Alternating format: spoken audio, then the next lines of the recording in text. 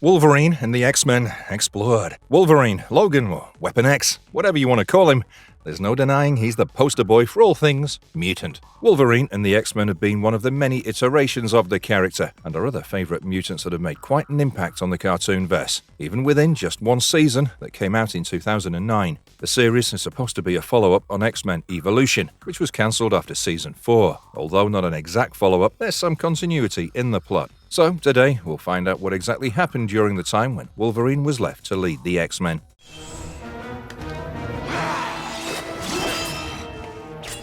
Hindsight, Part 1. The series begins with Shadowcat, Colossus, and Nightcrawler training in the Danger Room. The three compete and taunt each other until they're all subdued by Logan controlling the Danger Room. Logan is here to say goodbye to everybody, as he again prepares to leave the Institute for personal reasons. He then bids goodbye to Scott and Jean as she throws him a flying kiss. Logan meets Hank McCoy, aka Beast, who informs him that Rogue is upset about him leaving. After meeting with an upset Rogue, he finally approaches Professor Charles Xavier and Aurora. But suddenly, a psychic attack affects Professor X and Jean, resulting in an explosion, and Logan wakes up a year later from the dream while resting beneath a tree. He watches an RV drive by and a little girl waves from inside. One great thing about the series is that Steve Blum, who voices Wolverine in this series, also reprises the character in various other X-Men animations. As he leaves, he notices the RV meeting with an accident, and despite ignoring it at first, he later goes to help. The rescuers could only retrieve the husband and wife from the van, while their little girl Erica is stuck in the van amidst the fire.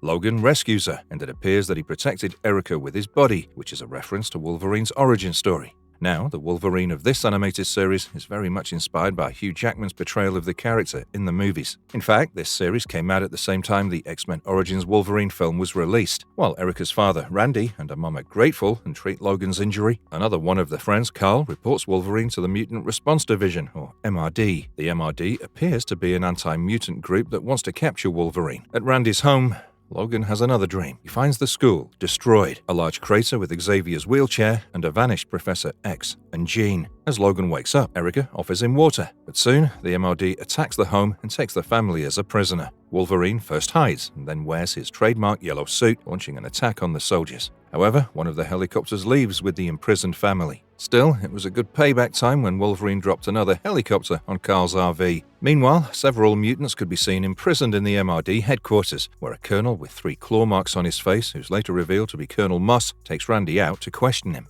Logan then goes to the Xavier mansion and sneaks up on Hank, who's working in a hidden lab underneath the ruins. Hank had been investigating the ruins to see if any person or group was responsible for the explosion, but couldn't find any such link. The news report also shows a glimpse of Janosa, where a reformed Magneto provides refuge to mutants. Logan seeks Beast's help to find Erica and her family. They hijack an MRD truck, and while Logan disguises himself as an MRD soldier, Beast acts like he's been captured. They enter the headquarters under the pretext, but are soon found by some soldiers. Beast tries to talk to them, but Wolverine overthrows the guard. The duo go their separate ways, and Beast knocks out some guys in the security room to find the holding cells. The story arc here is similar to the Star Wars franchise, especially with Wolverine acting as Han Solo and Beast as Chewbacca. However, the MRD plot is specially created for this series, which later got adapted into the X-Factor issue number 204 comics and later in the Deadpool 2 movie. Colonel Moss, who's been torturing Randy with a sensory assault helmet to learn about Logan's whereabouts, takes him back to the cell and is about to get Erica when Wolverine and Beast thwart him.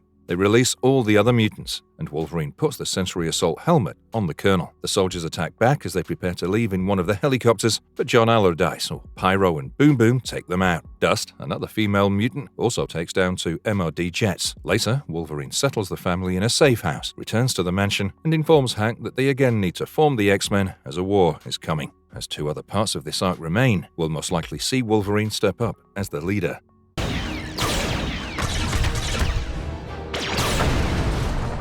Hindsight, Part 2. In the second segment, we see 2 police officers taking Toad or Mortimer Toynbee somewhere. The police car is stopped by Blob, who's quickly followed by the rest of the Brotherhood of Mutants, which includes Avalanche, Domino, and Quicksilver. Toad speaks in a British accent in the comics, but here he speaks in an American accent. To be honest, the artwork on the characters in this version is also a bit questionable, as several characters like Pietro Maximoff and Scott Summers look much older than they should be. Quicksilver dashes to the police, asking them to deliver a warning message to Senator Robert Kelly, who had been driving up the anti-mutant sentiments. Next, we see the senator delivering a speech on the importance of mutant registration, while Warren Worthington II and his son, Warren Worthington III, are watching from afar. It appears Warren III, or Angel's father, had been secretly sponsoring Senator Kelly's agenda. Kelly introduces the Sentinel Prowler, a large scorpion-like mutant hunting machine. It looks pretty similar to Spider Slayers from Spider-Man. When activated, the Prowler finds Rogue in the crowd and attacks her, but the public also gets scared by the machine and scatters. Angel comes up to rescue Rogue from the machine and lifts her, but it injures one of his wings. Beast arrives at the scene to rescue both of them, while Wolverine finishes off the Prowler. He then asks Rogue to join the X-Men, but she's lost faith in him and refuses. On the other hand, Warren II suggests Kelly focus on the Brotherhood instead of the machine. Later that night, Toad approaches Rogue, and she holds his tongue, but the rest of the Brotherhood also arrives.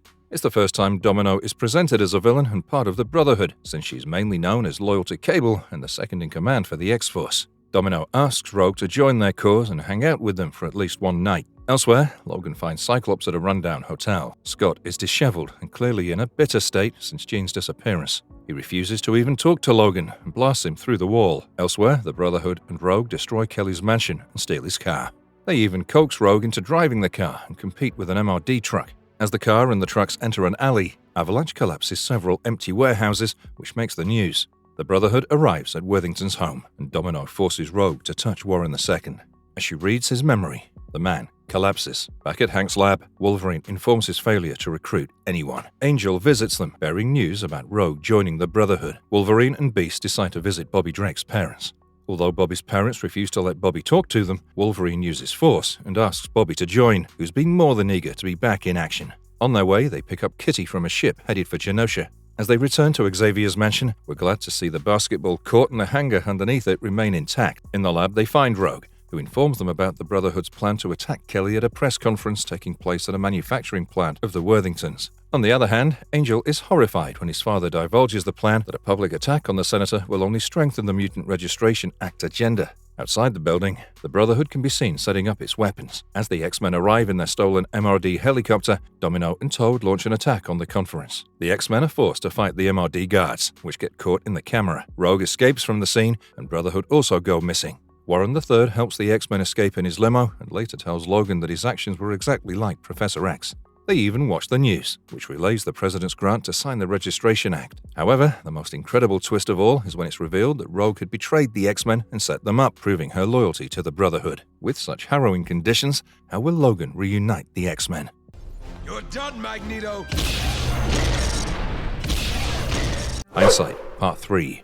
The final segment of this arc starts with Xavier's Institute being rebuilt, albeit with some funding from Warren Worthington II, who thinks it's a prep school. Emma Frost arrives at the door, surprising Logan and Warren III. She promises to help them find Professor X, who, according to the Beast, has been the target of the explosion a year earlier.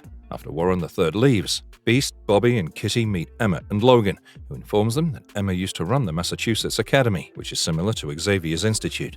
Although Kitty says she's never heard of the Academy, she was a student there in the original comics. Emma confesses that some of her students might not have been the ideal mutants, but she had to shut the school down due to constant attacks from the anti-mutant groups. Despite Logan's inhibitions, she promises to return once Cerebro is up and running. Logan goes to the Danger Room to find Forge, who unintentionally attacks Logan with the defense systems. Logan has now appointed Forge to work on the Cerebro. However, Forge complains that Logan pulls him from one project to another, like first working on Cerebro, moving on to the Blackbird, and then the War Room, which may indicate that Logan is still having a difficult time leading the establishment's refurbishment. Once Cerebro is finished, Emma comes back and uses the helmet to track Xavier, who's found lying unconscious inside a mansion in Janosa. Interestingly, the series takes place in Earth 1896 of the Marvel Multiverse, which coincides with Hulk vs. the Avengers, 2009, Earth's Mightiest Heroes, 2010, and Thor, Tales of Asgard, 2011 storyline.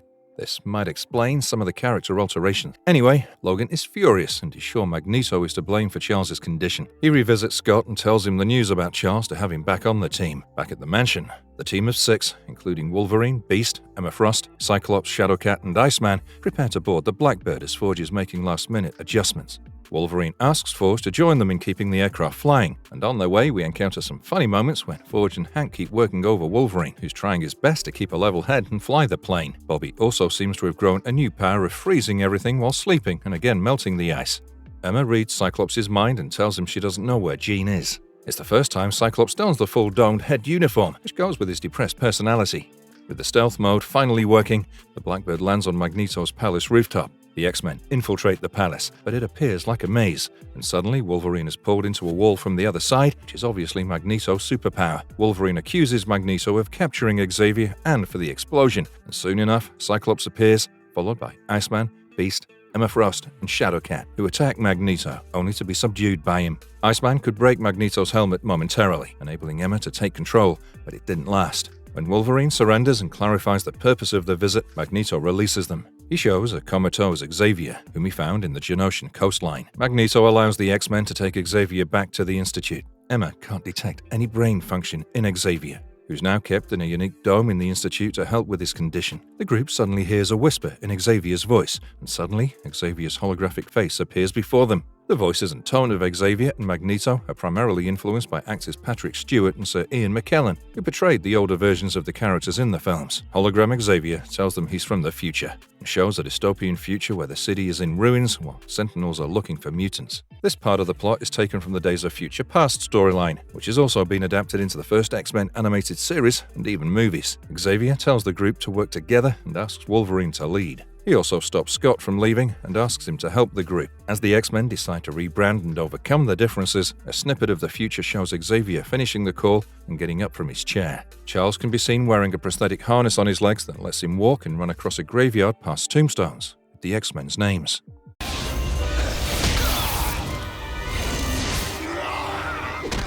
Overflow. As a new world of dangers and a dark future awaits the X-Men, it's time to see how the reformed team fares against such odds. This episode starts with a man wandering through the desert of Africa and falling down. A camel rider arrives, offering him water, but the fallen man's eyes turn completely black as he touches the camel rider. As the first man collapses, the camel rider leaves with black eyes. At the Institute, future Charles calls Logan and shows him the ruins of Africa, telling him that it was caused by Storm 20 years ago.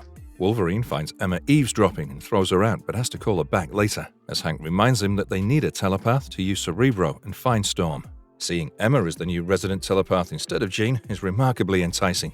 Emma helps Logan find Ororo in Africa, despite their mutual distrust and manipulation. Ororo's been assisting the local tribes by bringing them rain, for which they treat her like a goddess. The story of this episode is quite similar to Whatever It Takes from the X-Men 1993 animation series. It's also the first episode created from the classic stories, instead of the reinterpretations done in the first 3 episodes. Nevertheless, there is significant continuity, as Scott remains desolate. When Kitty calls him to join the mission, Bobby stops her, saying that Wolverine has asked everyone to leave Scott alone. However, we see Cyclops join the team, but now he's a man of fewer words, and it looks like the series has alternated the personalities of Cyclops and Wolverine from the mainstream versions of X-Men. Forge, who had just cleaned the Blackbird, looks more perturbed when the team takes it out, and Wolverine intentionally scratches the aircraft to tease him. Meanwhile, the dark creature changes several bodies until it touches Ororo during a celebration. As Storm's eyes turn black, her mind travels to another land, where she encounters an evil-looking spirit that calls himself her former master. As it turns out, the creature is the Shadow King and Ororo's past employer, Amal Farouk. He shows Ororo a flashback of when she was a street urchin and a thief. Professor X had fought Farouk to rescue Ororo from Farouk's clutches. In the present, the Shadow King explains that his flesh is destroyed, but his spirit lives. He then shows Ororo the images of the village burning, and despite the tribe leader Abasi informing her of the truth, Storm unleashes her powers to stop the fire. Although Storm's eyes turn black, she can't be fully possessed by the Shadow King. The Blackbird eventually arrives at the scene, but Storm attacks them, thinking it's a ball of fire. As the Blackbird drops on the dam, the X-Men emerge from the water and walk towards Storm. The thunder and rain have ruptured a dam, causing the water to overflow and flood the nearby villages. The team tries to stop Storm, but Iceman and Shadowcat get injured by Storm's ice pellets, who were rescued by Beast. Wolverine asks Cyclops to blast him as he launches toward airborne Storm to bring her down. This scene is taken from the first X-Men film, where Wolverine rescued Rogue in a similar manner. After they hit the ground, Emma connects to Storm and confronts the Shadow King in the astral plane. Emma helps Storm to see the truth about how she's being manipulated to destroy Africa.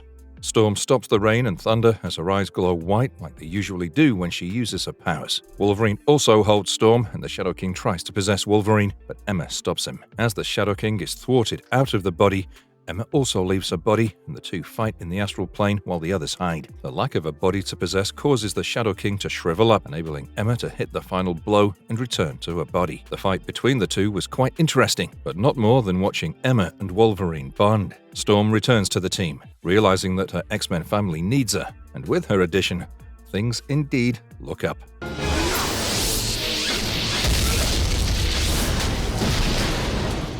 Thieves Gambit. The hunt for mutants continues, and this time, the scene opens with a young girl being chased by several MRD vans and a helicopter. The girl's footprints turn into molten lava, making it easy to understand that the girl is Magma. When cornered, she freaks out and turns completely into a magma-like being until Wolverine arrives and puts an ability inhibitor collar on her. Wolverine then takes Amara on a chartered plane that'll take her back to Brazil. Dr. Zane shows the video of the incident to the Thieves Guild, as she wants the guild to steal the collar for her. While all the other members laugh, Gambit agrees to do the job.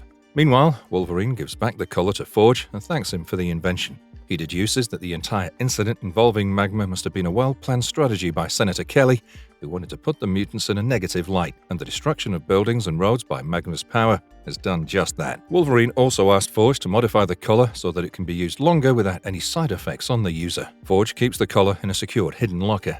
Later at night, Wolverine speaks to the comatose Charles as others prepare for bed. Logan keeps referring to Professor X as Chuck, which is a nickname for Charles. However, Wolverine soon discovers an unfamiliar smell and goes to the locker, only to find it melted and the collar missing. Gambit hands the collar to Dr. Sybil Zane, who informs the Senator of the same. Zane goes to a lab and delivers the collar to a scientist, asking him to reverse engineer the collar's technology. We're still unclear about the purpose. In the meantime, Wolverine has picked up Gambit's smell and tracked him down. He confronts Gambit and condemns him for betraying fellow mutants for money. This is the only version of Gambit that's so selfish and villainous. Wolverine and Gambit fight, and the latter often takes Wolverine lightly, which is a gross error on his part. Wolverine burns Gambit's money and offers him more in exchange for finding Dr. Zane. It also appears that Wolverine has significant knowledge of the Thieves Guild and its policies. However, the most fascinating aspect of this team-up is the conversations. Upon reaching the lab, Gambit keeps Wolverine's plan of attack as option B, and uses his powers to quietly break through doors and rooms. At last, Wolverine notices Zane and recognizes the male scientist working as Bolivar Trask, who is the military scientist behind the Sentinel program. Gambit and Wolverine fight against the two villains and destroy the laser guns Trask uses. A glimpse of Master Mold can also be seen on the computer screen when Zane sends the Sentinel prowlers on Gambit and Wolverine. However, Gambit double-crosses Wolverine and asks for the collar instead. Wolverine gives him the case and continues to fight, but once Gambit is outside, he discovers the case is empty. It's really cool to see Wolverine playing the thief with his own trick. Gambit watches the flashes of light from the hidden lab and probably assumes Wolverine to be dead. But our hero returns all victorious with battle scars and torn uniforms. He returns the collar to Forge and asks him to keep it hidden and safe because the war is far from over.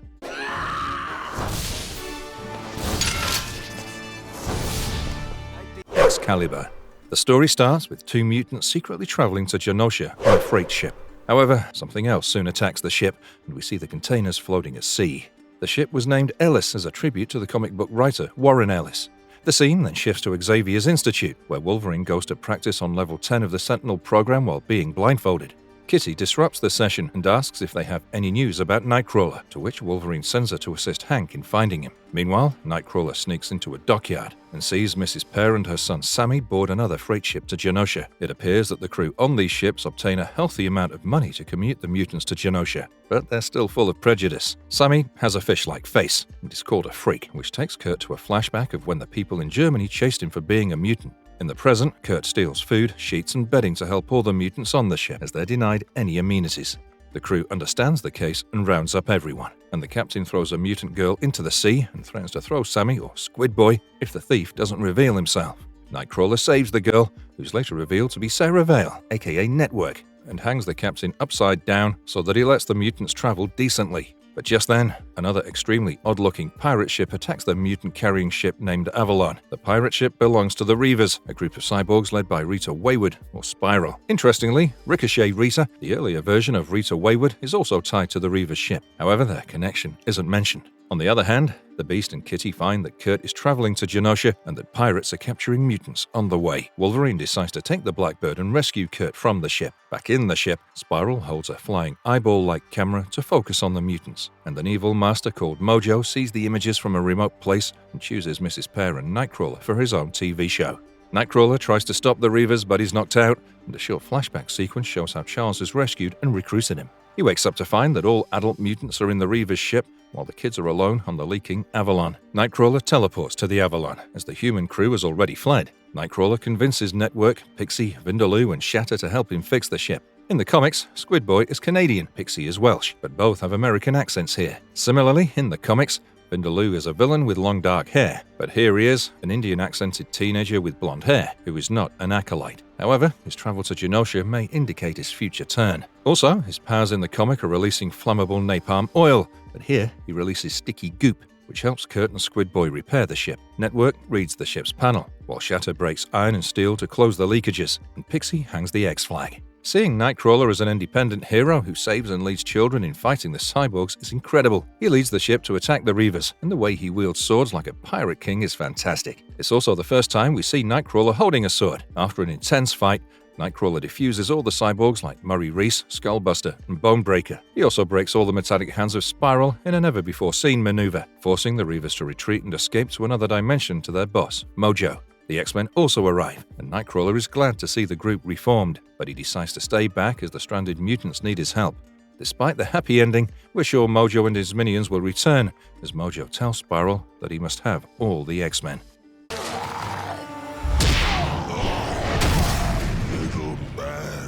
Wolverine vs. Hulk. After a timid start, the stories have picked up, and this time it begins somewhere in the Canadian wilderness, where some kind of monster chases a bunch of S.H.I.E.L.D. personnel. The monster moves fast and stealthily, but we also see the Hulk taking down the S.H.I.E.L.D. aircraft. The scene shifts to somewhere in the city where Wolverine is chased and attacked by an MRD unit led by Agent Haskett, the white-haired person shown once in Episode 1. However, they're stopped when a S.H.I.E.L.D. troop led by Nick Fury arrives. Orders from higher-ups force the MRD to retreat. Fury takes Logan to a diner for coffee.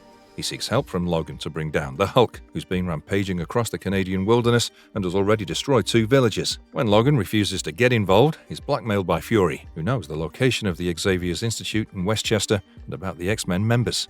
The episode also mentions Barton as the pilot, probably refers to Clint Barton or Hawkeye, who was a S.H.I.E.L.D. agent before becoming an Avenger. Apart from this, it's truly astonishing how Steve Blum's portrayal reminds us of Hugh Jackman's version of Logan, especially the part where Wolverine fights Hulk and Hulk remembers him from a previous fight. It's truly something to look out for. Part of this amazing sequence might be due to the fact that the episode was in development when Hulk vs. Wolverine was already in production, so part of the video was added as a flashback and prequel to this episode. Wolverine finally manages to subdue Hulk by shoving a gas grenade into his mouth. It's a maneuver he must have learned from Deadpool in the Hulk vs. Wolverine video. The gas finally turns Hulk back to Bruce Banner, who doesn't recognize Logan. However, Wolverine tells Banner that he's met his alter ego before. Banner recounts how the S.H.I.E.L.D. appointed him to find a cure for a monster created when a hiker fell under a mystical curse, turning him into Bigfoot. Yet, the most disturbing fact is that the S.H.I.E.L.D. agents threw Dr. Banner from the helicopter so that he becomes Hulk and the bait for the monster. Banner informs that the aircraft has crashed, and he knows the cure is still there. Wolverine also tells Banner that he knows that Fury is a liar, and that the monster is still tracking them.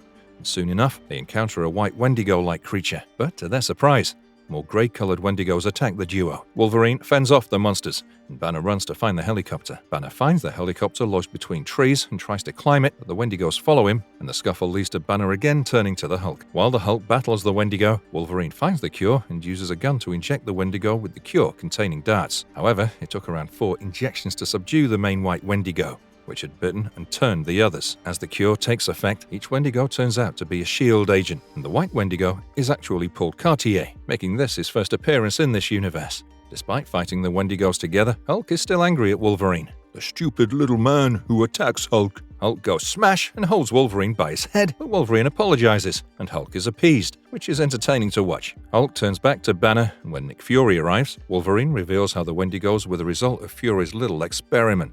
As a payback, Wolverine punches Banner to turn him into the Hulk. Although Hulk throws Wolverine far away into the wilderness, Logan smiles as he unleashes the green monster on Fury, thereby ending one of the most excellent episodes so far.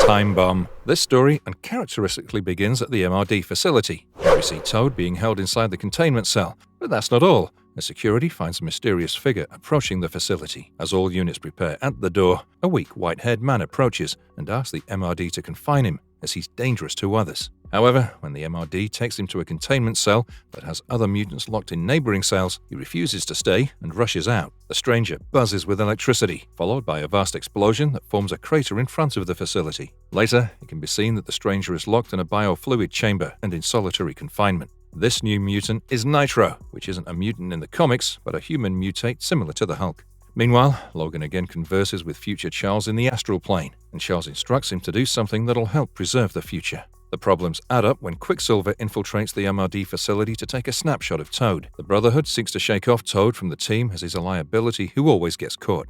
In this version, the Brotherhood is a nuisance that lacks team ethics. However, Toad offers Quicksilver the information about the new mutant. Quicksilver, Avalanche, and Blob rescue them by breaking through the MRD. On the other hand, Scott and Emma are trying to look for Jean through Cerebro, but her traces can't be found. Logan interrupts them and assembles the team. Wolverine tells them the plan is to rescue Nitro from the Brotherhood and hand him over to the MRD, and when Cyclops refuses to be a part of it, he explains how it's necessary to help mutants. Although this may seem like a terrible fate, Nitro being in MRD custody is actually a safe outcome, since he's a ticking time bomb that can blow up anytime. Elsewhere, Rogue and Domino are looking at another MRD facility that has data on every mutant that's ever been registered. They decide to blow it up, and the rest of the Brotherhood arrive at the place. Quicksilver uses Nitro as a bomb to blow up the facility, but Rogue disapproves of it. She argues with Quicksilver about using a person as a weapon. However, Pietro has his own plans, as he finds Psylocke lounging in front of a coffee shop and seeks her help controlling Nitro. Apparently, Quicksilver's rescued Psylocke from the MRD before and wants repayment. The X-Men team tracks down Nitro and the Brotherhood, but they've already left on their jet plane. Aboard the jet, Psylocke tries to use her telepathy to control Nitro's power as they fly toward Janosa. We learn that Magneto doesn't want Pietro on the island, but he sure hopes that destroying the MRD archive will convince Magneto otherwise. At the same time, Emma tries to track Nitro and becomes aware of Psylocke and vice versa. Psylocke's portrayed as a British South Asian, whereas in the comics, she's Betsy Braddock, who switches body with a Japanese mutant called Quanon. Emma lies to Wolverine about not finding Forge and joins the X-Men team. The two groups eventually face off in the middle of the ocean as Iceman builds a landing place for the jets. Rogue is still keen on helping Nitro, while Rogue and Toad avoid fighting the X-Men for entirely opposite reasons. It's also amusing to watch Wolverine get annoyed when Iceman stops Quicksilver, denying Wolverine the opportunity to slash him up. The Brotherhood is quite idiotic as they fail to realize the danger Nitro poses for all of them. Emma observes that Psylocke's control of Nitro's power is only temporary, and as the power builds up in Nitro, Storm lifts him in the air before he explodes. Avalanche wants to stop Storm. Finally, it dawns on Quicksilver that it could be dangerous. After the explosion, Wolverine dictates that they'll take Nitro back, and Quicksilver has to begrudgingly oblige. Wolverine also gives Rogue a cold shoulder. Beast and Wolverine let Nitro return to the MRD, but they still seem upset about the outcome. Looks like Wolverine is becoming more like Charles as he continues to make difficult decisions.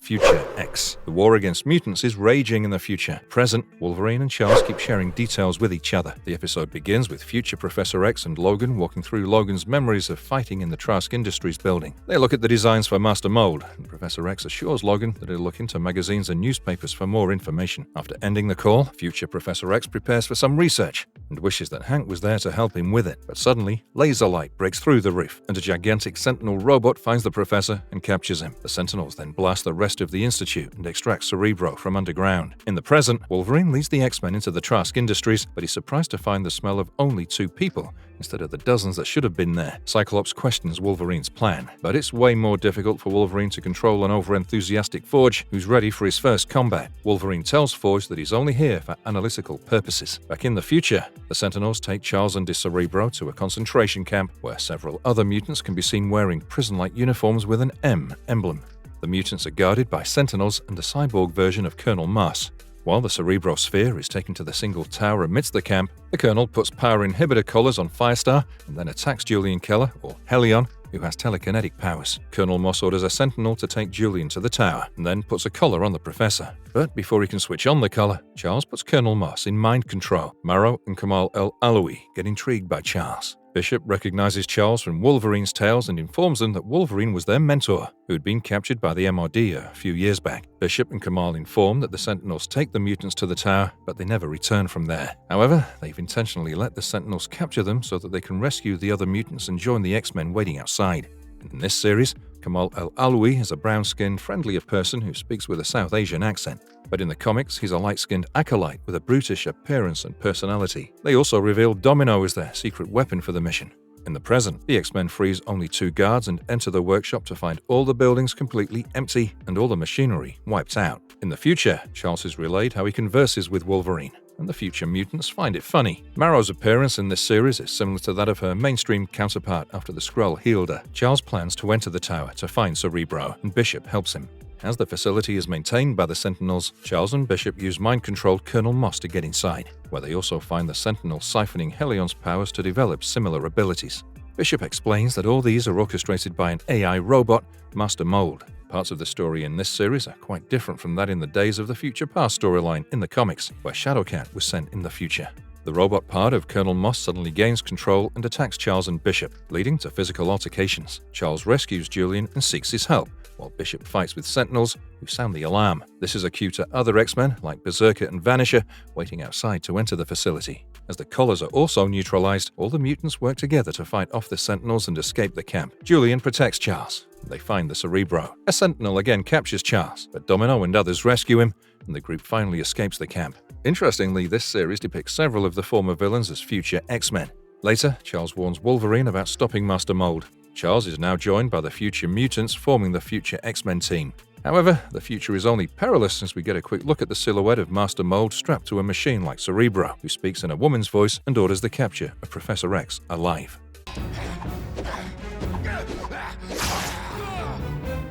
Greetings from Janosa. The 10th episode begins with Kurt and his group of mutants finally reaching Janosa. Magneto provides a warm, albeit unconventional, welcome to the new arrivals as he pulls the ship forward and lifts all the metals and containers to give a good view to his guests. He also welcomes the Nightcrawler into the city, providing him access to all corners to see for himself and deliver the message to Wolverine. Magneto also inquires about Charles, but doesn't get an informative reply from Kurt. He then appoints Wanda Maximoff, or Scarlet Witch, as Kurt's tour guide. Meanwhile, Bobby and Kitty share an awkward moment while training in the Danger Room. They're interrupted by Angel, who's looking for Logan. But we're quite taken aback when Logan jumps on Angel unannounced and aims to maim him. At Janosa, Wanda shows Kurt the idyllic environment, where each mutant can roam freely, displaying their powers. It appears Wanda and Kurt are developing a liking towards one another, which is a reference to them having a daughter in the comics called Talia Wagner, aka Nocturne. However, we also see Dust tailing Kurt and Wanda. But she's not the only one keeping a watch, as a mutant called Scanner also shows Kurt and Wanda's interaction to Magneto. Kurt calls the Institute and tells them about Janosa being a paradise that astounds Beast and Storm. Kurt is amazed that Wolverine is the leader, since even Storm agrees that Wolverine is usually busy doing Wolverine things. You know, like calling people bub, slicing this and that. However, this time it's a little different, as Kitty rushes in to tell them how Logan is fighting Angel. When Cyclops stops Logan and asks for an explanation, Logan says it's not Angel, but a shapeshifter. Well, when we talk about a shapeshifter mutant, one name always comes to mind. The shapeshifter changes into Storm and runs with Logan following her. At Janosa, Kurt and Wanda watch a mutant concert as their first date, but they come across a rogue mutant called Fever Pitch being apprehended by others. Fever Pitch looks like a skeleton on fire, and Wanda helps stop him. She then shows the detention center where they hold off such problematic mutants. The cells are similar to the ones used by the MRD, and Wanda informs that the prisoners are provided with all the facilities. Once Wanda shows Kurt to his spacious and luxurious room and leaves, Dust comes out from hiding. She tells Kurt everything is not what it seems and asks him to meet secretly. Kurt sneaks into the prison at night and finds it empty. He also sees Dust being taken prisoner by Magneto's acolytes. Nightcrawler then discovers a dungeon that holds all the prisoners and realizes that Magneto leads some sort of dictatorship on the island. Magneto confronts Nightcrawler and explains that he detains the problematic mutants for reorientation. He seeks to do the same to Kurt and orders Senyaka to hold him. At the Institute, the shapeshifter changes into different X-Men members to get past them, but eventually comes face to face with Wolverine. It's no surprise when the shapeshifter turns into Mystique, but what's surprising is Mystique and Wolverine may have a shared past, something that Wolverine doesn't remember. Mystique even turns into Wolverine's Weapon X version to disorient him. At the same time, Nightcrawler teleports and tries to escape, but the Acolytes and Scarlet Witch try to stop him. Nightcrawler teleports continuously to cross the ocean, and Scarlet Witch is sad to see him leave. Magneto promises her that he'll never be able to reach the X-Men. Yet, it's a very impressive and remarkable feat for a tired and wounded Nightcrawler to cross the ocean in such a manner. The fight between Mystique and Wolverine continues as she continuously morphs into different mutants, including Professor X. She stops when she receives a signal and escapes. Kurt arrives at the Institute at the same time and finds Logan in front of the mansion. He tells everything to Logan, but it's predictable when Logan changes into Mystique and knocks Kurt out. She then speaks to Magneto and informs him that she'll come back to Janosa with Kurt. What's more, she was in the mansion to gain information on Charles, and now Magneto is alerted to something going on there. I've waited a long time for this. Past Discretions. After the tense environment of the last episode, the story for this one begins quite unceremoniously. Wolverine is back in the astral plane, and this time Future Charles is accessing some of the fragmented latent memories of Wolverine. Only some snippets of the memory could be seen, where a masked man stealthily enters a wooden cottage, the barn is on fire, a man collapses on the ground, and a little girl screams after she sees Logan standing in front of her collapsed father. Logan is shocked by the vision, and he thinks he must have done something terrible. However, Charles tells him it'd be foolish to go deep into the issue, as his priority should be the present and future. Logan then goes to Emma to seek her help.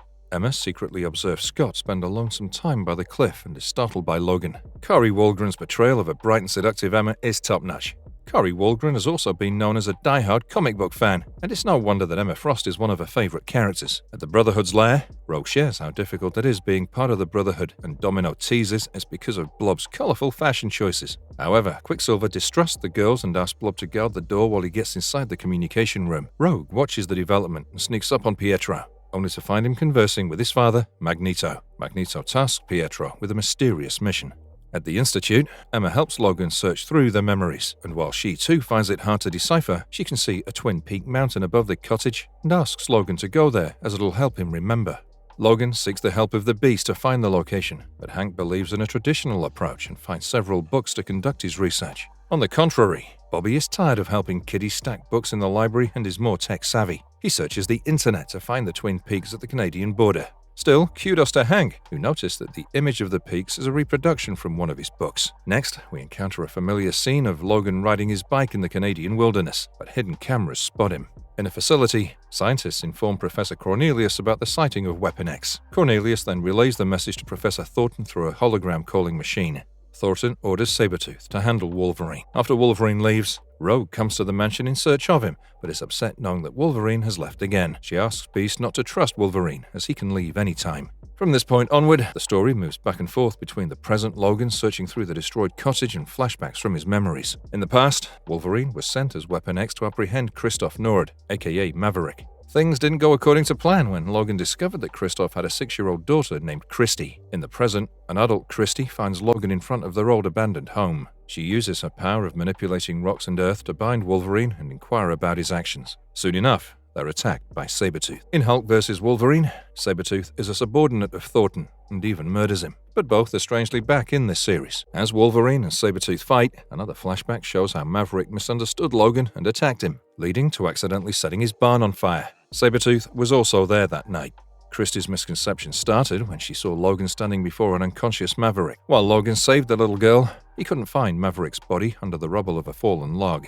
At present, Sabretooth attacks Logan with an electric gun, like he did in the past. However, Christy rescues Logan and throws Sabretooth into the river, perhaps realizing he's the culprit behind her missing father. After Logan returns to the mansion, Hank tells him about Rogue's visit. Echoing Rogue's words, Logan asks Hank not to trust her. Meanwhile, Thornton now orders Sabretooth to eliminate Wolverine. But the real surprise is when we see Sabretooth talk with Maverick about his daughter's power, only for Nord not to remember he has a daughter.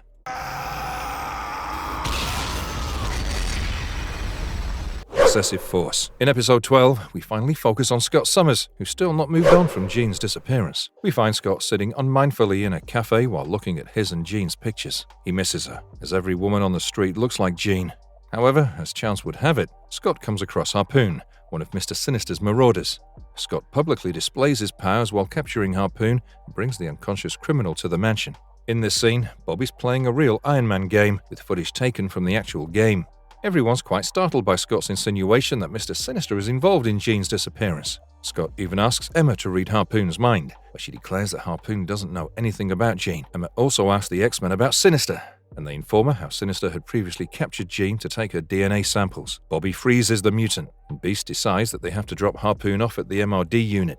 Now, even the X-Men are using MRD as a dumping ground or prison for unruly mutant cadets. Wolverine's quite angry at Cyclops for bringing a criminal to their home, and asks him not to involve the X-Men in affairs involving Mr. Sinister. As Cyclops is about to leave on Wolverine's bike, Emma tells him that she's read Harpoon's mind and shares the location of Harpoon, Vertigo, and Blockbuster's meeting with Arclight. Emma's concern for Scott and secretly leading him towards Mr. Sinister is suspicious. Is she playing an underhanded game? Well, we're sure our doubts will be answered later. For now, Blockbuster and Vertigo can be seen chasing a young berserker in the sewers, probably as a call-out to the comics plot where Mr. Sinister's marauders are massacring the Morlocks. However, Berserker is saved as Cyclops appears in the tunnel and starts a fight. Cyclops knocks out Blockbuster, but Vertigo escapes and he follows her. Vertigo meets Arclight in a lab and conveys the message, but soon Cyclops appears. He attacks them and asks about Jean.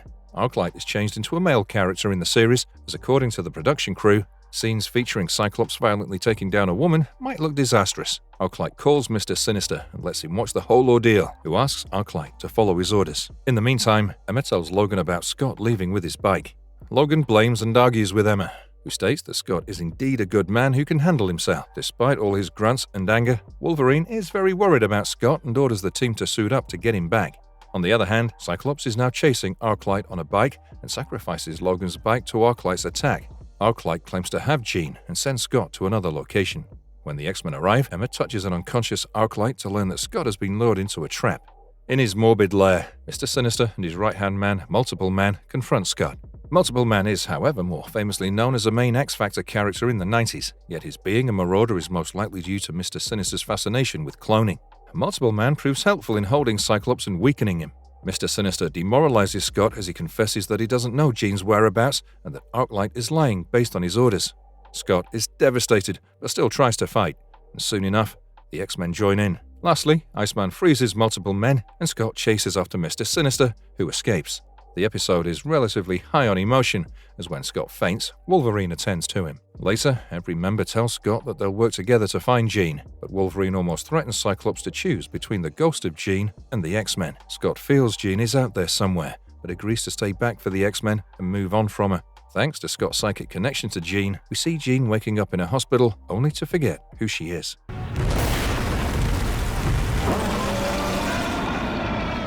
Battle lines. In another one of the most significant episodes, we find a Dr. Peterson trying to get inside the Omega level of the MRD Central Facility. He learns from an MRD soldier that only Colonel Moss and Dr. Gavita Rao have clearance to the level, and he knocks the soldier out. He then transforms into Colonel Moss to get inside and forces Dr. Rao to open a sealed chamber. When Dr. Rao tells him that no one can open the chamber, the Colonel knocks her out and changes into Mystique as she peers into the chamber and calls Magneto for help. The story then shifts to the Brotherhood, where Quicksilver bickers with a hologram of Magneto, who instructs him to do something. Magneto's also quite pissed at his son for trying to send the unstable Nitro to Janosa. Rogue sneaks up on Pietro and touches him to learn that the Brotherhood plans to attack the X-Men. Domino stops her, but Rogue doesn't listen and runs away with Quicksilver's speed. In Xavier's mansion, Bobby is trying to ask Kitty out, but they're interrupted by Rogue rushing in. Rogue demands to see Logan and tells them about Magneto and the Brotherhood's plan. However, no one believes her, and Logan locks her up. Rogue explains that she'd only joined the Brotherhood to keep an eye on them, and she got disturbing information while touching Toad's tongue. Logan doesn't listen to her and leaves, which is quite uncharacteristically childish for Logan. On the other hand, Dr. Zane informs Senator Kelly that public resentment is growing against the MRD. Magneto and Blink appear in the middle of this meeting, and Blink transports Dr. Zane on a busy road. Blink is part of Generation X and New Mutants in the comics, but she's an acolyte in this series. Magneto complains to Kelly for not respecting the decision to send all dangerous detained mutants to Janosa. So basically, Magneto's collecting mutants like Pokemons. As Kelly taunts Magneto, the supervillain retorts that his retaliation has already begun. Right on cue, different groups of Magneto's acolytes could be seen breaking into different MRD facilities. Meanwhile, Emma attempts to read Rogue's mind and tells Wolverine it's a patchwork of several people's memories, so sorting through it would take time. Logan's suited up and shouts at Bobby, Kitty and Scott for not gearing up. However, it's too late, as the Brotherhood breaks in. Quicksilver breaks Emma's nose, while Toad takes away Scott's glass in a similar fashion as he did in X-Men movies. When Blob jumps on Wolverine, he falls into the room where Rogue is locked. Wolverine apologizes to Rogue for not believing her. More than funny, it was illogical. The team finally neutralizes the threat and decides to dump them to the MRD. Really? Is this what Chuck taught you, Logan? Anyway, Forge finally appears and shows them the news of MRD facilities being attacked. And as it appears, the Brotherhood attacking the X-Men was only a ploy to keep them busy. Next, we see a helicopter dropping Juggernaut into the facility that holds the mysterious and dangerous mutant. Juggernaut breaks the chamber and finds a little girl inside it. He puts something on her neck that activates her power, which causes an explosion that throws Juggernaut into the street like a ball of fire.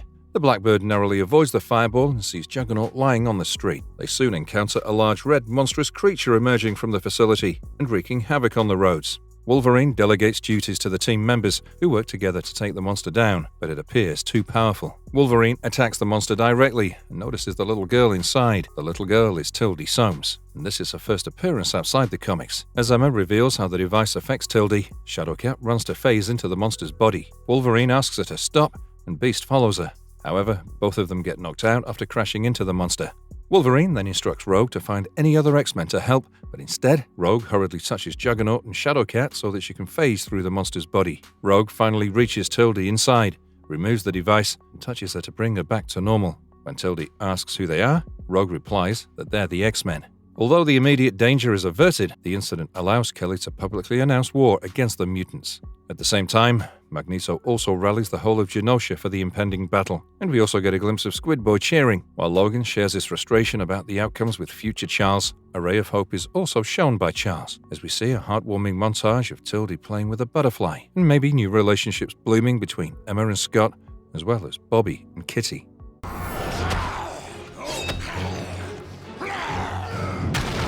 Stolen lives. The tale of Maverick and Christie is not over. Wolverine gets a call in the middle of the night, and the anonymous caller tells him Christie is in danger.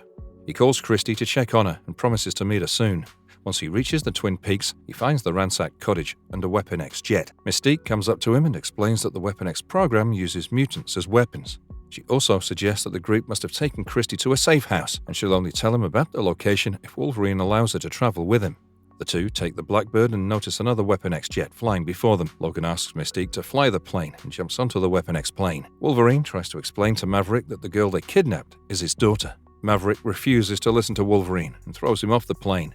The designs of these characters in this series are significantly taken from the astonishing X-Men comics, but we found the uncommon pairing of Wolverine and Mystique fighting together more appealing. Wolverine lands on the table, survives the fall, and walks away with minor injuries. Cornelius reports the news to Thornton through a communication portal tube. Wolverine smells the jet that Maverick had exploded before his team moved away with Christie. Wolverine locates a warehouse and fights the Weapon X team. Mystique also joins as a soldier to help him. She then transforms into Wolverine to fight alongside him. However, Maverick escapes with Christie, and Mystique tells Wolverine she knows where they're going. Mystique revealed that Magneto offered her to stop Weapon X, and she knew all of this as she was also a part of the program. Maverick reaches the secret facility and shows pictures of Wolverine with Mystique to Cornelius, who then informs Thornton. Although Thornton is finally at the facility, he orders Cornelius to evacuate. Meanwhile, Mystique shares how she was a part of a Black Ops group called Team X led by Thornton, but then Thornton brought in Cornelius, who changed them genetically or surgically, and she escaped as the man she loved sacrificed his life for her. Wolverine realizes that Mystique is here for personal purposes and not for Magneto. If it's not clear till now, Mystique and Logan had been in a relationship when they were in Team X. After fending off some missiles, finally attacked the secret facility, but the scientists and soldiers are already on the move, as we see Thornton ask another little girl with black hair to join them in the evacuation. This marks the first time we see X-23 in this series. In front of the facility, a fight between Sabretooth and Wolverine continues within them. It appears Sabretooth's anger at Wolverine is primarily projected at him for betraying Team X for Raven Darkholme, aka Mystique. This is quite a change from the comics, where Sabretooth and Mystique had a son called Graydon Creed. Once inside, Mystique overloads the system to explode in a few minutes. Outside, Sabretooth has put restraints on Wolverine's hand, but Mystique appears as Professor Thornton and helps Wolverine knock out Sabretooth. They again go back inside and stop the scientists from taking Christie. Thornton calls Logan by his real name, while Maverick attacks Mystique. Wolverine and Mystique get hold of Maverick and Christie, but the facility is only seconds away from being blown. As the last of the Weapon X helicopters leave, the facility blows up, but Christie has saved Maverick, Wolverine, and Mystique by using rocks as a shield. Throughout the action sequence, Wolverine gets glimpses of his past. Finally, watching Raven standing alone, he remembers how he saved her. This romance seems out of place, but it is interesting. Raven declares that Logan is not the same and parts ways. At the mansion, Emma helps Christoph Noor to remember snippets from his past, which allows him to reunite with his daughter, and we have yet another happy ending.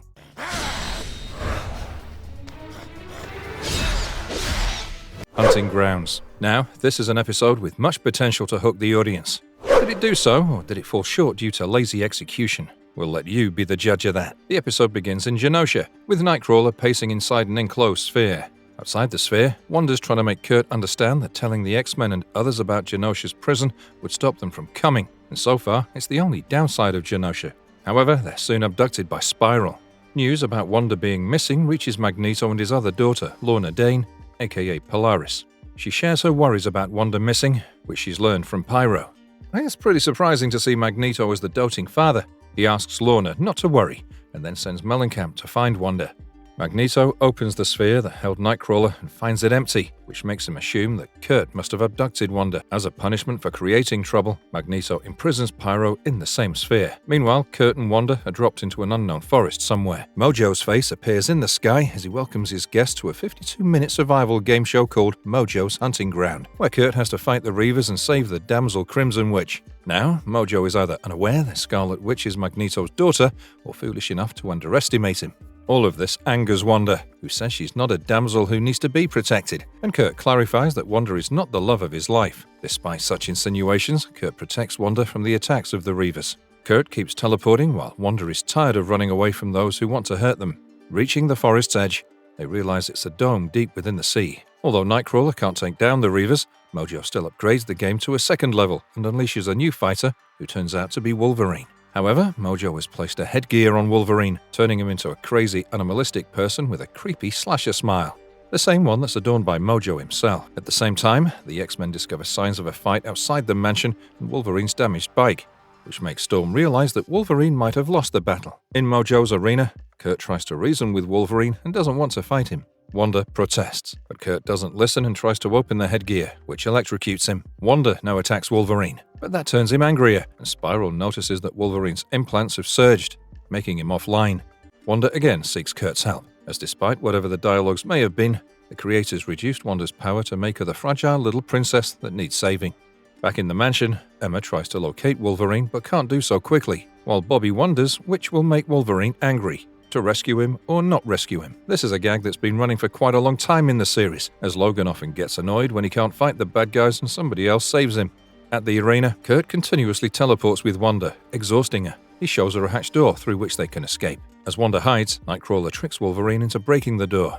Watching these developments scares Mojo, who now opens several hatches in the dome that let the water flow into the dome. As the forest gets flooded, Kurt tries one last time to open Wolverine's headgear and does so successfully while getting electrocuted. According to some cartoon logic, this doesn't weaken Kurt, but Wolverine faints. Kurt gets Wanda and Wolverine up on a tree and goes underwater to open the now damaged hatch door. As an unconscious Wolverine slides off the tree, Wanda lets him. After opening the door, Kurt comes up and sees Wanda carrying Wolverine in the water. They finally get inside Mojo's control room along with the current and apprehend him. As Wolverine wakes up and fights Spiral, she opens a portal and escapes with Mojo. The trio rises above the sea on the Reaver's ship, and Magneto arrives, pointing ship parts at Wolverine and Nightcrawler. However, Wanda explains everything to her father and pleads with him to let the X-Men go. She also confesses to Kurt about first letting go of Wolverine and kisses him goodbye. As the Blackbird arrives, Bobby notices that Wolverine is probably angry.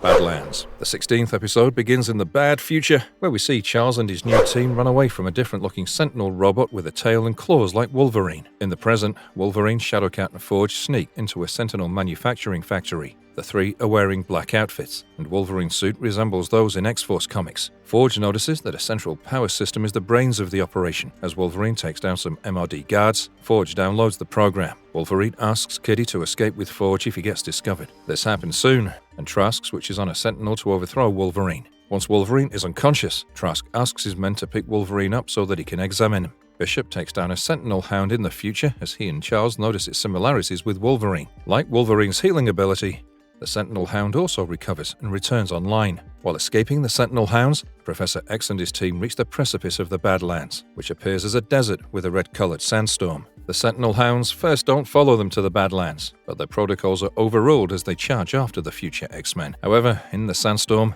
a long winding electric-charged spiral diffuses all the electronic items, including Charles' leg harness, Domino's guns, and the Sentinel Hounds. Something again pulls all the metal toward the Badlands, similar to Magneto. Xavier is also pulled in and wakes up hanging upside down in front of a ruined Janosa. The person who pulled Xavier turns out to be Polaris, wearing Magneto's helmet and cape. She informs that Magneto is dead and blames Charles for everything. On the other hand, Helion has failed to stop Charles' abduction but now takes the team to Badland. At present, Trask is examining Wolverine's adamantium bones and healing power and wants to use them. After waiting for Wolverine for a while, Kitty asks Forge to stay inside a van outside as she heads inside to rescue Logan. But Forge gets captured and Kitty has to rescue both of them. The character of Forge is yet another variation from the comics where he's a Native American cyborg mutant and war veteran. But here, he's not only made Caucasian, but also lacks any combat abilities. Kitty still manages to rescue 2 men, which is a superb feat, and we love how she scolds them. Meanwhile, in the future, Polaris creates a sentinel for herself out of all the metals lying around, and she aims to take down the new mutants. Charles tells the team to attack Lorna instead of the robot, and once her headgear is free, Charles takes control of her mind. He looks into her memories and finds a fire raging in Janosa, killing all its residents. Magneto gives his helmet and cape to Lorna to save her from the fire as he gets lost in the fire. Charles apologizes to Lorna and assures her he's finding a solution to stop the apocalypse. Polaris finally understands and lets the X-Men go, along with Xavier. She lets the zombie-like giant Sentinel carry the X-Men. However, they're confronted by a group of Sentinels and Sentinel Hounds, and this time, Polaris destroys them immediately. Charles lets Polaris live in the Badlands, which is like a prison she made for herself. In the present, Logan tells everything to future Charles, who tells him that the Sentinels are now aiming toward mimicking the powers of the mutants. Once again, this leaves us worried about what's in store for Wolverine in the future.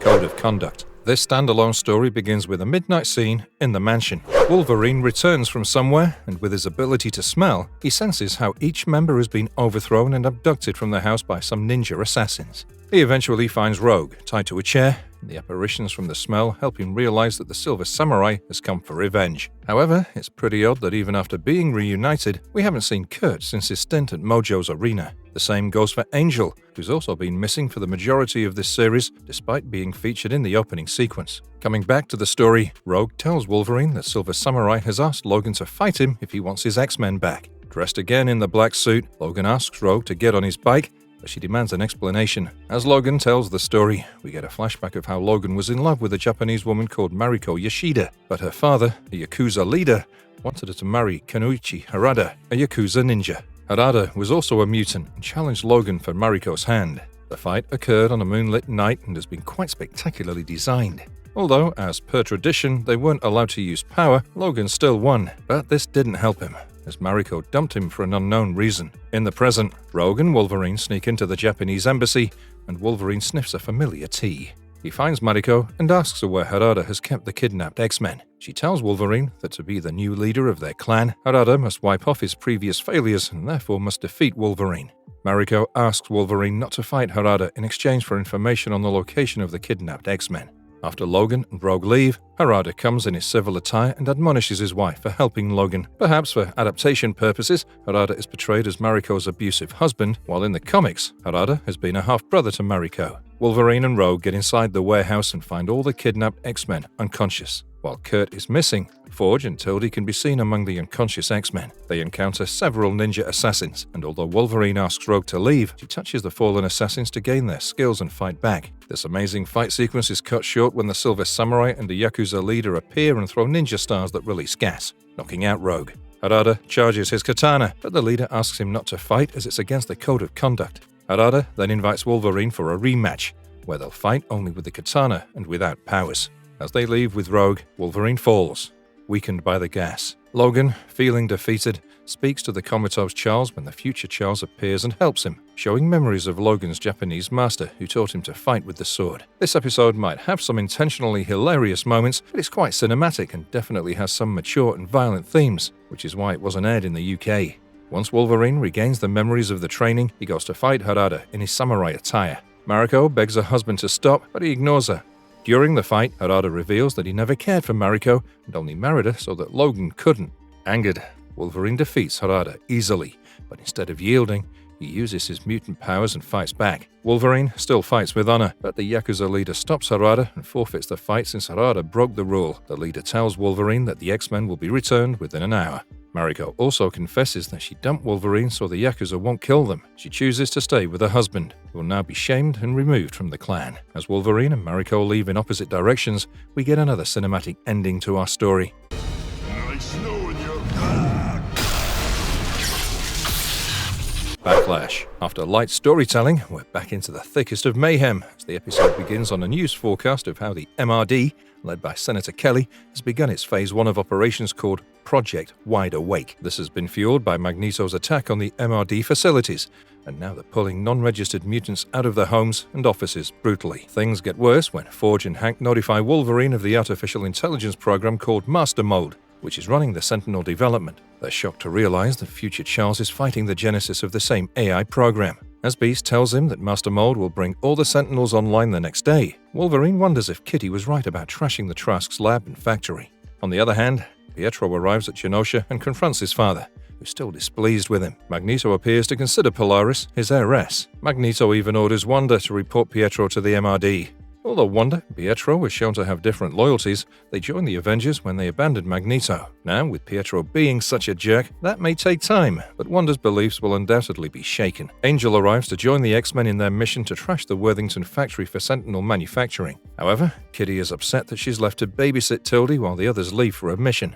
Once at the factory, the X-Men realize it's a trap as they're immediately surrounded by Sentinels. The team fights the Sentinels, and Wolverine orders Nightcrawler to take Forge inside the building, but the Sentinels keep them busy. Trask, Kelly, Zane, and Warren II watch the development from their monitors. Trask explains how the AI predicted the attack from the time it got hacked, and now it's lured the X-Men to the factory. Apart from being impressive, the cohesive way Master Mold's story arc is represented in this series is terrific. Zane receives news that the MRD has engaged the Brotherhood. However, Quicksilver comes in time and saves them. He further delivers the news about Magneto cutting them loose and decides to rescue the X-Men instead. At the Institute, Tildy worries as she senses the MRD coming for them. Kitty tries to soothe her, but soon the MRD arrives at the door. Kitty takes Tildy where Charles is kept and takes down all the MRD soldiers with great expertise. But a Prowler comes after her. Simultaneously, the fight in front of the factory continues, and Warren II is shocked when he gets a glimpse of his son. Forge tries to make his way inside, but is encountering constant roadblocks. The Brotherhood arrives to help the X-Men, which encourages Master Mold to bring all the other Sentinels online. Avalanche and Blob help Wolverine, Forge, and Nightcrawler to enter, while the others fight outside. It's also great to see the heroic and righteous Cyclops for once as he plans to stay and help Wolverine. However, with the Sentinels surrounding them, Nightcrawler and Forge are not having any luck in placing a virus that can damage Master Mold. Similarly, Prowlers surround Kitty, and the same happens to those outside the factory. Just then, in a heroic moment, Wolverine asks Blob to throw him on the power source, and Wolverine defuses the wires, halting the robots. Quicksilver leaves, saying that the X-Men now owes them one. So that's his go-to strategy, helping out people for favors. The team comes back home and sees Kitty and Tildy lounging on Prowlers. Wolverine asks the team to get rid of the evidence and wipe the memories of the MRD soldiers while he goes to talk with Charles. However, bad news awaits him as Charles tells him that Master Mold has survived, and sure, we see a Sentinel crawling in the wilderness as Master Mold comes online.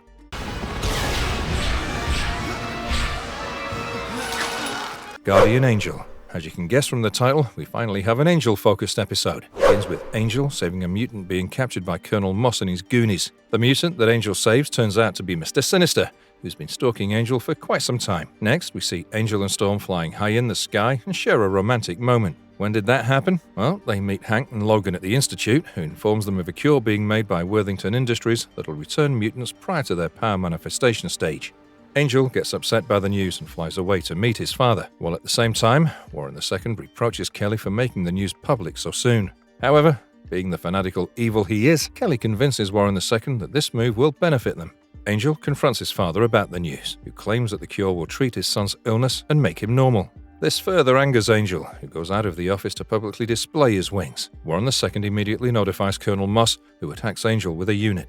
This is the last appearance of Colonel Moss in the series, whose character is based on John Wraith, aka Kestrel. In the comics, he was an ally to Wolverine, but he continues to hold a grudge against mutants in this series. While escaping, Angel falls to the ground and sustains significant injuries to his wings. In one of the most pathetic moments in the series, Warren II orders the Doctor to cut Angel's wings.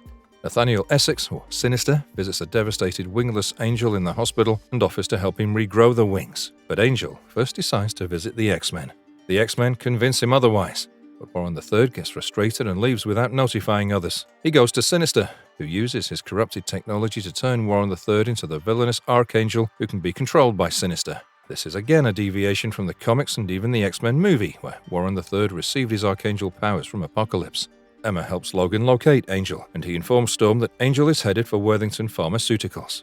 Logan also tells Storm that Sinister has altered Angel. Warren II can be seen conversing with Kelly over a video call on the launching of the cure, which is interrupted by Archangel. Archangel decides to destroy the facility to stop the release of the cure. However, he's also become vengeful and wants to attack his father. The episode is partially based on the Gifted story arc of Astonishing X-Men, something which was also used in the third X-Men movie, where Angel made his live-action debut. Yet Angel didn't appear in the original comics based on this story.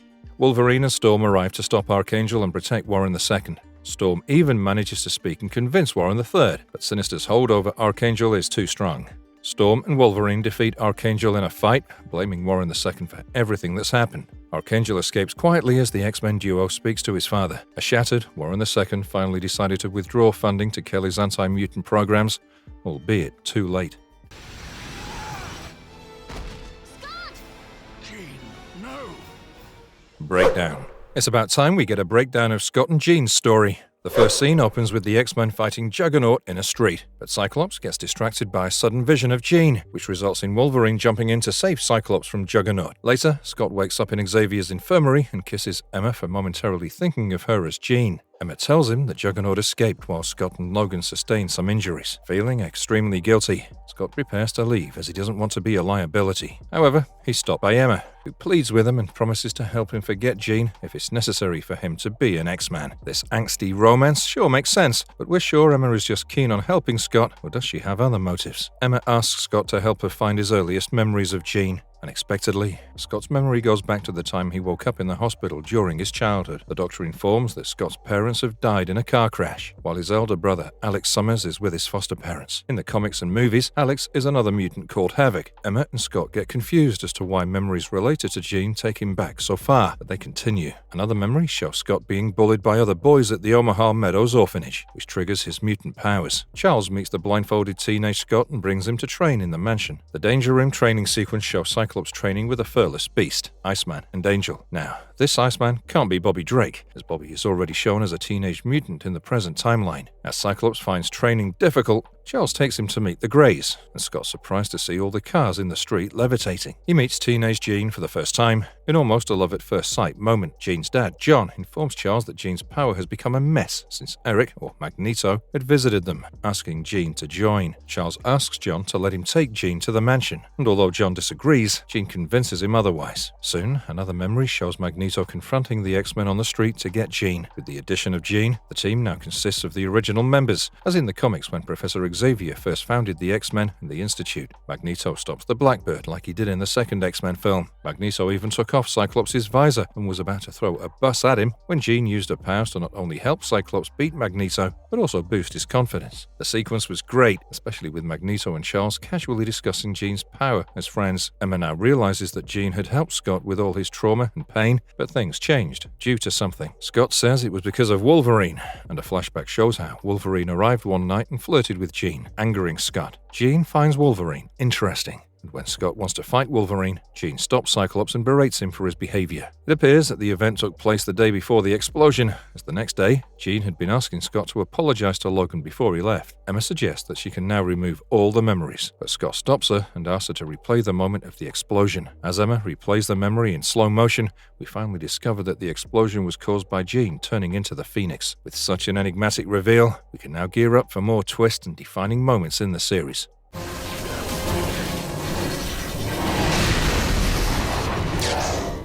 Rover. Enough of the present and past storyline. It's now time to delve into the future, as the episode starts with Marrow running from a Sentinel. She comes across the ragtag Sentinel that Polaris made. Marrow appears to have become friends with the ragtag Sentinel and calls it Rover. They take down other Sentinels together to gather parts for Rover. Interestingly, the first shot also features the street name Boyd Avenue, which could either be a tribute to X-Men Evolution writer-producer Boyd Kirkland or a call-out to the character of Boyd Wilson from the X-Men comics. Bishop is already tired of Rover, and it doesn't help that Rover's vocabulary is limited to the word destroy, which he says in different tones. It's the same way Groot from Guardians of the Galaxy says, "I am Groot." Meanwhile, in the present, Scott and Logan arrive at the chamber with comatose Charles and try to connect with future Charles. Future Charles always wears the Cerebro helmet with the machines attached like a backpack. He asks Bishop, Marrow, and Rover to continue walking and takes a hiding spot to converse with those in the present. Charles is surprised to see Scott and reads his memories to understand the cause of the explosion. He further tells them that he saw the Phoenix fire even in Lorna's memories, which means the bad future might be caused by Jean. As Scott starts to argue, Charles freezes him and speaks to Logan alone without letting Scott realize. Charles tells Logan that the war must have triggered the appearance of the Phoenix, and to save the world,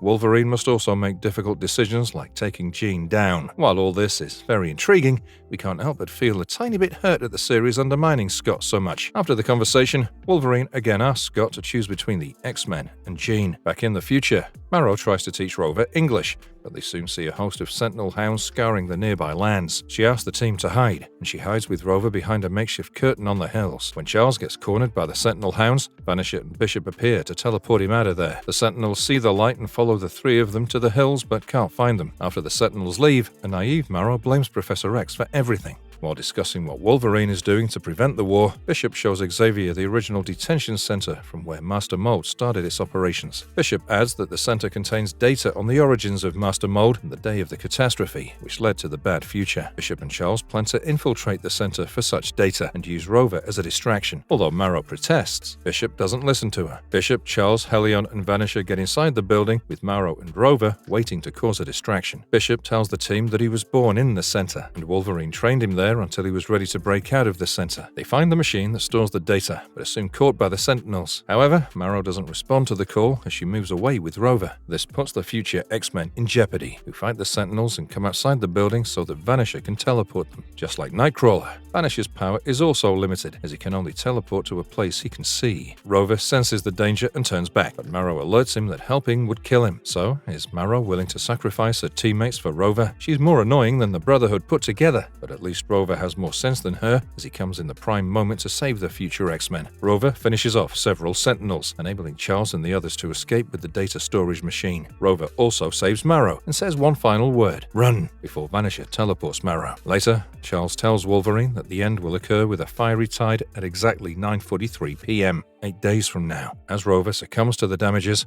we feel bad for Rover, but after such a huge sacrifice, Marrow tells the Sentinels to inform Master Mold that she can lead them to Charles Xavier. It looks like Xavier has sordid luck on whom he calls friends, but we're intrigued by how the apocalyptic day plays out.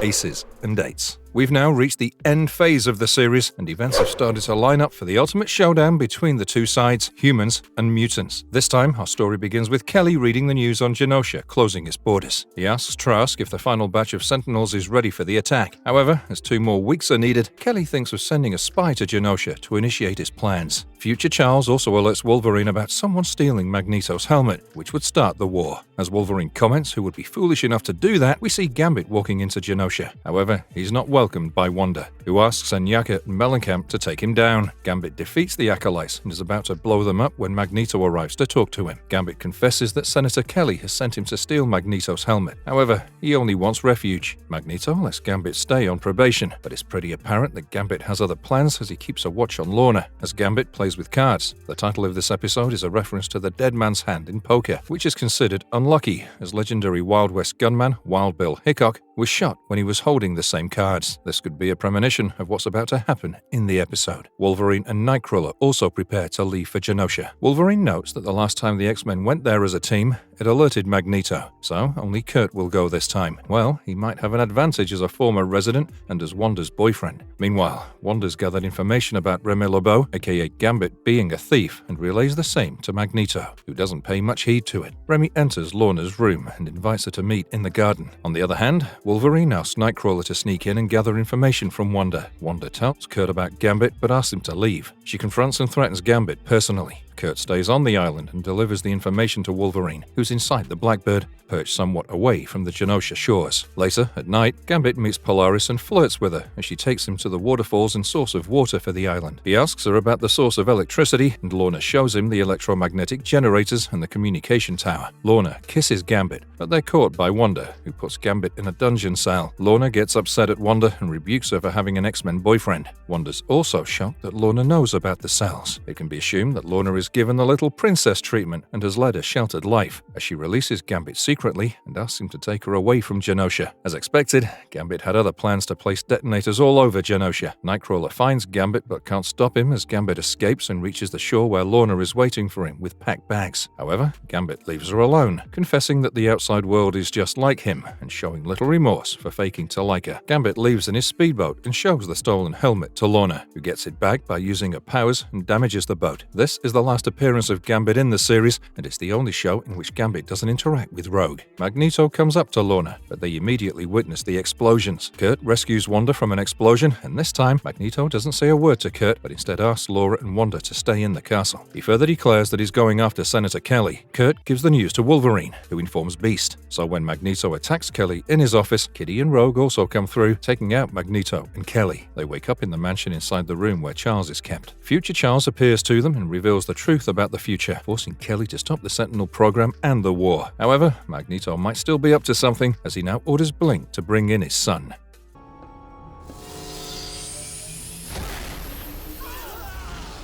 Shades of Grey. The story in this episode shifts back to Jean Grey, and it begins with a nurse helping to remember her name. As Jean is forced to go through several names, she feels frustrated, which leads her to involuntarily cause a mild psychic backlash. Realizing that Jean is a mutant, the nurse calls the MRD on her. It's the worst of times for the mutants. The mutant hatred has reached the crowning point. However, this also helps Emma to find her, and she immediately notifies Scott. He and Emma head out to look for Jean, but Cyclops stops Emma from notifying Wolverine. The MRD evacuates everyone at the hospital and corners Jean with the nurse's help, but Jean unleashes the Phoenix Force. The resulting psychic wave makes everybody across and beyond the city unconscious. Emma, who somehow protected herself from the wave, helps Cyclops wake up, and without wasting time, Cyclops starts driving. The news about the psychic wave is also watched by Sinister, who realizes it's Jean and sends Archangel to get her. Cyclops and Emma arrive in time and escape with Jean. They realize that Jean has lost her memories. Cyclops even removes his visor to deliver a powerful blast on Archangel, but he recovers quickly thanks to Sinister's alteration. Archangel chases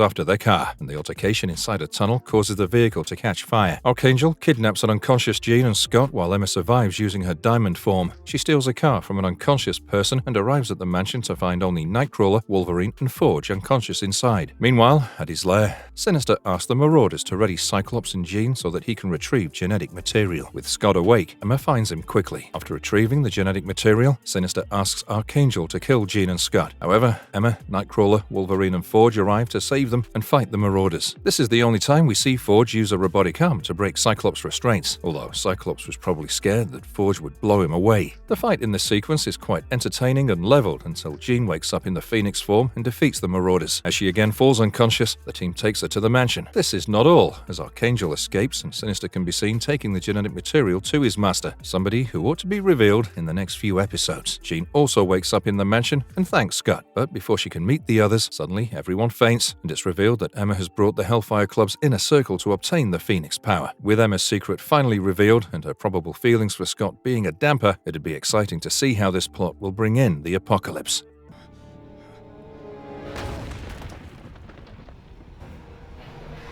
Foresight Part 1. The story continues after Jean's abduction, and we see the X-Men looking for her everywhere. Wolverine uses his abilities to visualize how the inner circle took Jean through a helicopter. He's stunned to see Emma as the last person in front of the gate who saw Jean being taken away. Wolverine drags Emma from Cerebro while she's looking for Jean with Scott. He confines her in a transparent room and discusses the issue with Charles. Charles instructs Logan to find Jean as soon as possible to prevent the catastrophe. However, that call is abruptly cut, as in the future, Charles and his team are attacked by Sentinels.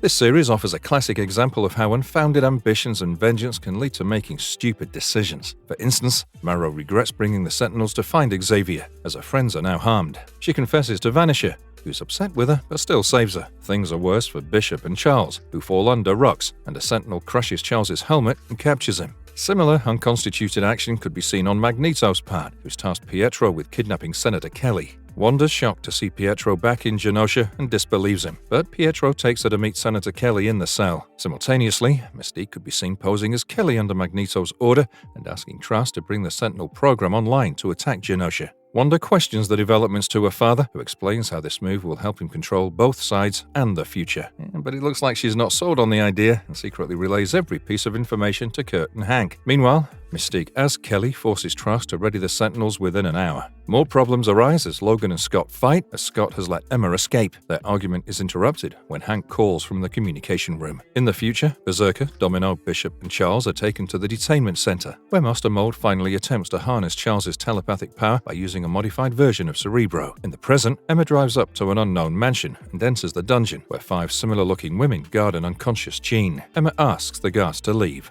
She then wakes Jean and helps her remember everything. She takes Jean to a room and explains about the Phoenix Force, which afflicts every telepath and brings death and destruction. It's mesmerizing how Corey Waldgren, as Emma, speaks in a calm and calculated voice, explaining the need for Jean to release the Phoenix Force into the atmosphere before it matures. Emma finally reveals the Inner Circle members to Jean. The storylines here are impeccably based on the first 3 X-Men movies, especially in terms of Jean not being able to control the Phoenix power and putting Charles in a coma, as well as with Mystique working for Magneto in the government and the rogue Wolverine father-daughter-like relationship. Meanwhile, the X-Men, including Cyclops, arrive at the Sentinel manufacturing factory to destroy the place. But Mystique as Kelly knocks him out and launches the Sentinels into the air, which now fly toward Janosa.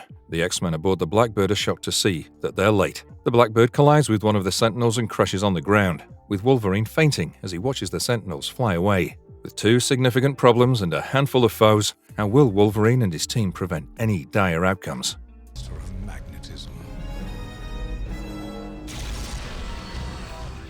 Foresight, Part 2. The threat of the forthcoming war is still looming large as the episode starts right where it left us. As the X-Men lie unconscious, the Inner Circle attempts to remove the mental blocks Xavier has put inside Jean to control the Phoenix. The Inner Circle members, Emma, Sebastian Shaw, Selene, Harry Leyland, and Donald Pierce, plan to extract and distribute the Phoenix powers with the help of the 5 clone girls called Stepford Cuckoos. The idea of Phoenix Force being split into 5 to gain more control is not pioneering, as the same has also been unsuccessfully attempted in the Avengers vs. X-Men. Although Emma is against manipulating Jean, she still poses as Xavier in Jean's consciousness, urging her to open a massive iron door, representing the first mental block. Jean's consciousness moves into the street where she lives, but her psychic connection with Scott helps her realize something is amiss. Simultaneously, Scott calls out to Jean from the damaged Blackbird as his other teammates lie unconscious beside him. Realizing that Scott is in trouble, Emma decides to leave, under the pretense that this will enable Jean to concentrate on opening the mental blocks. The Inner Circle lets Emma leave, but continues to work on Jean. In the future, Master Mold has found all mutants by using Charles and orders Cyborg Moss to kill him. But in an epic surprise, we see a future Wolverine come to Charles' rescue with a team of 4 X-23 clones. As per the comics,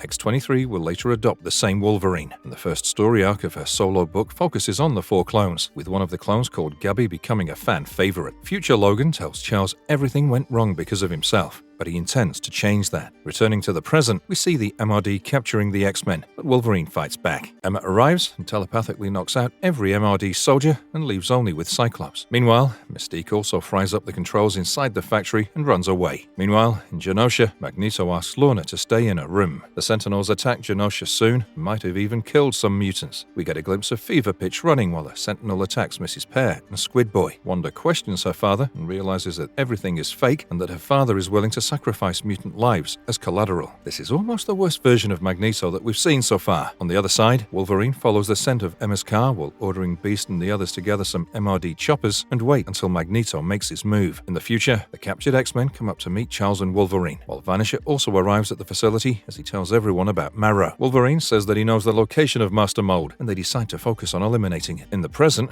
Emma betrays the Inner Circle and fights them along with Cyclops to save Jean. Interestingly, the male Inner Circle members are wearing medieval clothing, which may depict their actual age. The members finally get hold of Cyclops and threaten to kill him. They blackmail Emma to get into her diamond form so that she can't use telepathy. At Janosa, Magneto reconfigures the Sentinels in a manner that's reminiscent of the Ultimate X-Men comics, where Magneto would similarly change the fleet of Sentinels to send them back to Washington, D.C. The concept was also used in Days of Future Past movie. Magneto orders Wanda to prepare the Janosa troops to attack the city, but she abandons him. Pietro asks to do the job instead of Wanda, but Magneto asks him only to convince his sister. The episode ends with Magneto and the Sentinels attacking the humans of New York City. As it all comes down to naught, the danger of the apocalypse is almost inevitable.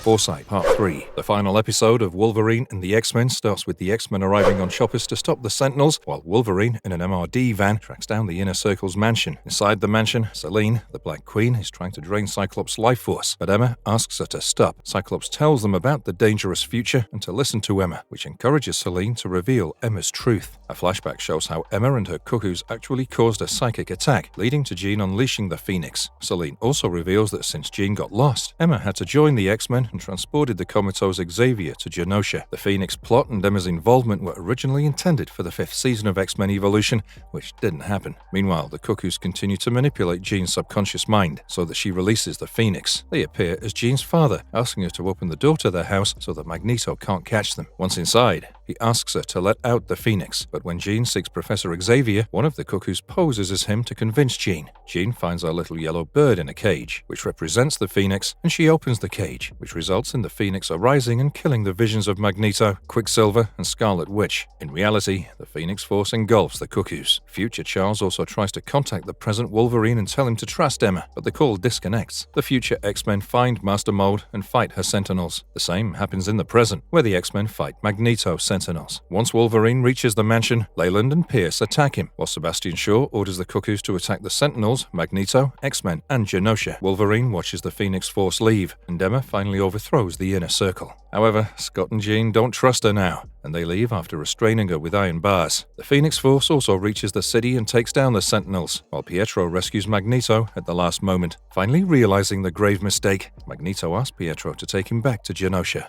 The future X-Men are also fighting back, as we see Wolverine and Vanisher trying to decapitate Master Mold's head, which is sticking out from the ground. A force field throws them back as Master Mold releases more Sentinels and Sentinel Hounds. Marrow and Polaris appear at the scene, with Polaris taking down each robot and defusing the force field. Marrow also gets a bit of redemption as she apologizes to Charles. But now, Master Mold emerges from the ground, and she's even taller than the Sentinels. Polaris attacks Master Mold, but it swirls everything up in an energy vortex. In the present, Emma seeks help from Wolverine and asks him to trust her. She must realize how ridiculous that sounds coming from her. Jean faces the Phoenix Force, asking it to come back, but Cyclops deflects it. As the Phoenix Force strikes back, Emma comes before it and consumes it. Turns out, Wolverine did trust Emma. The Cuckoos faint and fall, while Emma turns into diamond form to contain the power. She asks Scott and Jean to escape, and even Wolverine stops them as Emma bursts into crystals, while the Phoenix Force gets released and dissipates due to lack of a body. The redemption and sacrifice of Emma has been the ultimate power move in this case. Creators of the show have stated in multiple interviews that Emma would be shown trapped inside Jean if another season happened, but the cancellation made Emma very much dead in the series. Wanda and Lorna also exile Magneto from Janosa, and Pietro decides to side with his father. It appears Magneto's acolytes are also wary of him, as Blink throws out Magneto and Pietro. With everything returning to normal, the X-Men assemble in Charles's chamber to talk to the future Charles, who congratulates them but warns them that the future is not secure. It appears that Charles is the only one who remembers the changes in the timeline.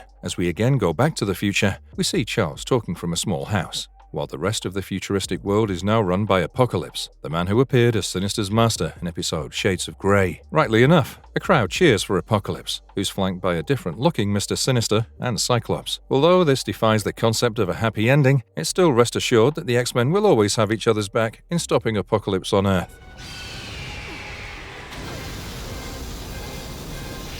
Marvelous verdict: the show tried to be different by altering several characters and their loyalties, which is excellent in breaking monotony. But it may not sit well with some comic readers. Although there were plenty of awe-worthy moments in terms of actions or music, the creators may have faltered in piecing some aspects of the story. A second season may have resolved these issues and redeemed a few subplots. Nonetheless, this series excels in displaying some power plays from the side characters and helming a complicated storyline. So, what do you think were the highlights of this story arc?